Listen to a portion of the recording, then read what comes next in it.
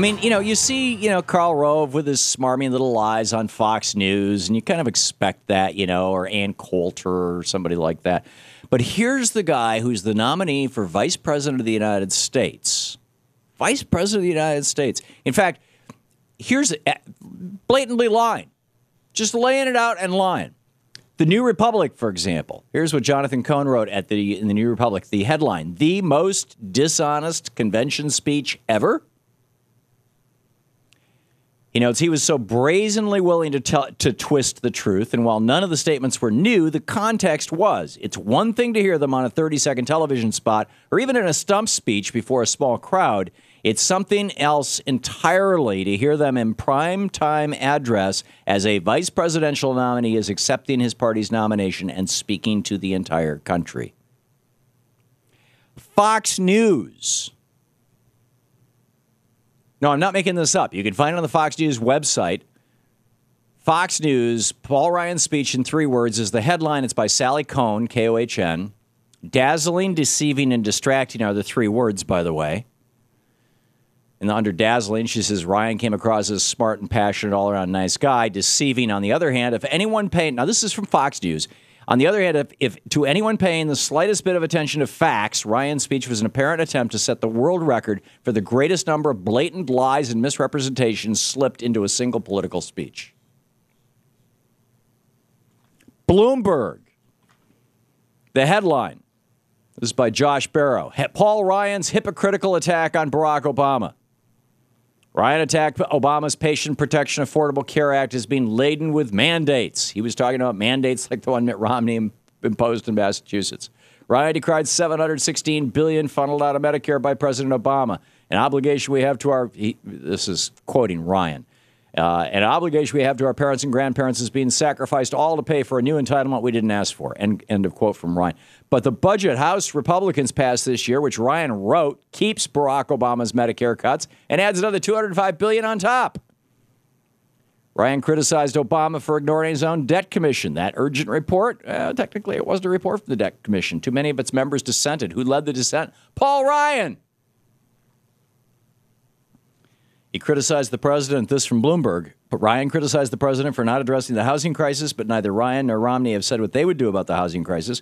Ryan criticized the president for failing to foster small business and job creation, but the speech contained no concrete ideas to this end other than tax fairness and regulatory reform, which are, vague nonsense.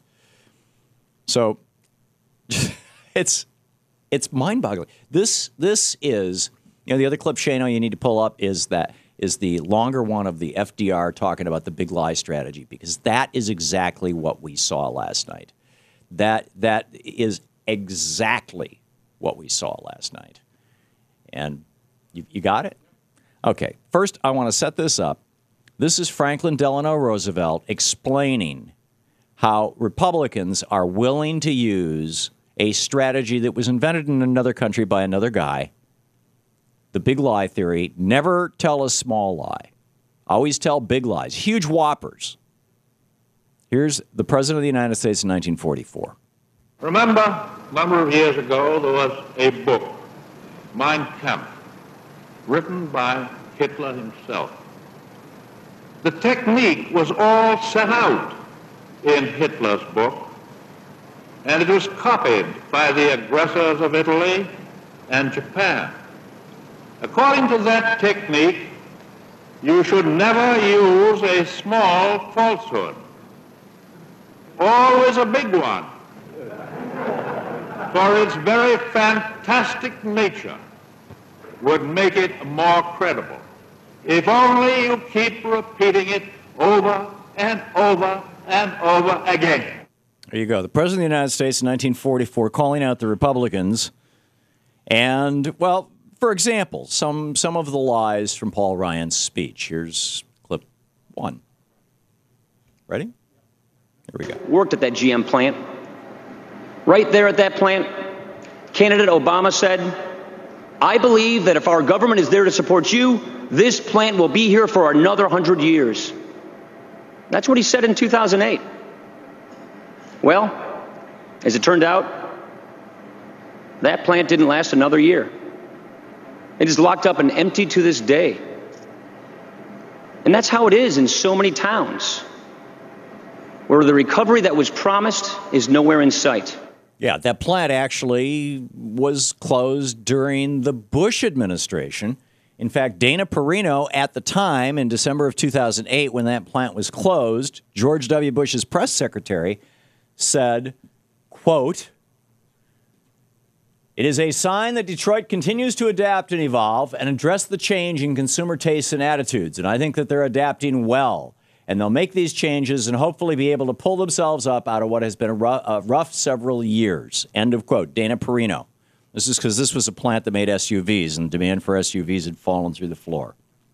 So, Paul Ryan blaming Barack Obama for a plant that closed during George Bush's presidency. Here's another clip.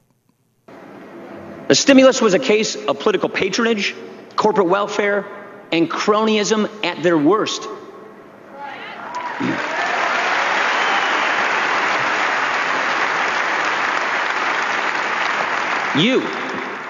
You, the American people of this country, were cut out of the deal. What did taxpayers get out of the Obama stimulus?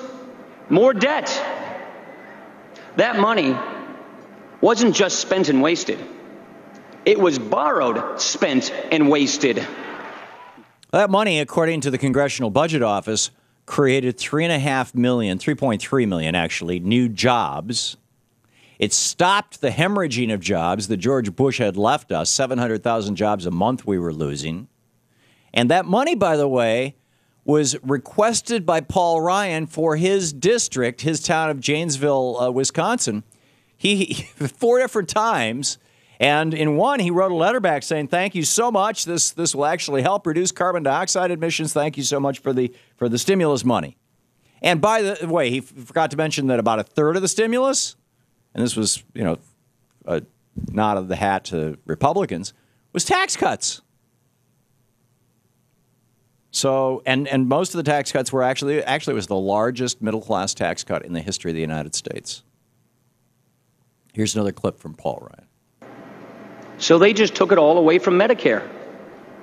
$716 billion funneled out of Medicare by President Obama. An obligation we have to our parents and grandparents is being sacrificed, all to pay for a new entitlement we didn't even ask for. This is probably the most egregious lie of all, because basically what President Obama had done, which, by the way, was also proposed in Paul Ryan's budget, which was passed by the House of Representatives, the same $716 billion, was to say, okay, and this is over a 10-year period, $700 billion. There are billions and billions of dollars that Medicare funds that are going to private insurance companies, mostly United Healthcare, but a bunch of others as well. And these private insurance companies are not providing us, they're skimming all this money off the top. We can do this ourselves cheaper. We can cut the insurance companies out and save hundreds of billions of dollars. And we can use those savings to close the donut hole for seniors. So President Obama actually strengthened Medicare, and everybody knows it. I mean, this has been fact-checked to death. This is the ad that Karl Rove has been running, probably the biggest of the big lies. And as President Franklin Roosevelt said, this is their strategy. Tell a big one and keep repeating it over and over. This is the Thom Hartmann Program. So the question of the day, will the big lie strategy work, and is Mitt Romney going to continue it tonight?